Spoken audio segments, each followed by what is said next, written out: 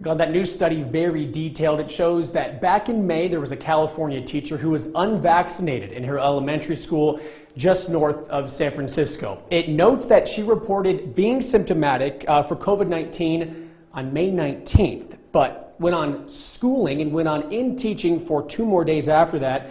And then on May 21st, she tested positive for COVID with the Delta variant.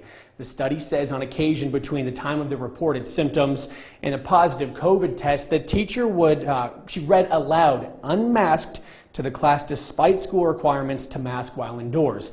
Then on May 23rd, staff, students, and families tested positive for COVID-19. 26 people in all, and 12 of those were students. I wanted to go ahead and have people see what I'm talking about when I say how transmissible the Delta variant is. So the CDC study showed that the teacher was up here in the front of the classroom. She had a fairly large classroom. There were 5 seats in a row over here.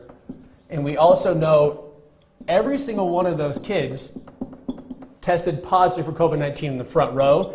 There was 5 more in the second row. 3 of those students tested positive for COVID. So in those first 2 rows, that means you just have an 80% of attack rate with COVID-19. There was 3 more rows here in the back. I'm going to go ahead and just draw it out for you so everyone can understand what I'm saying here.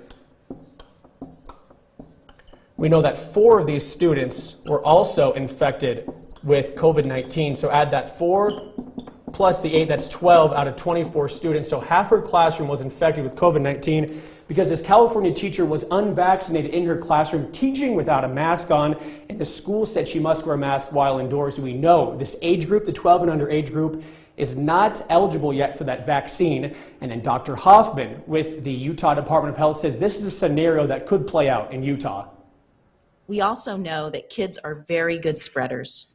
And even if they don't get sick, they take their infection home to those who may be more vulnerable.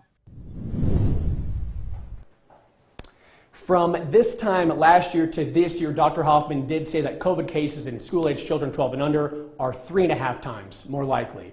Reporting live in Midvale, Jordan Burrows, ABC4 News.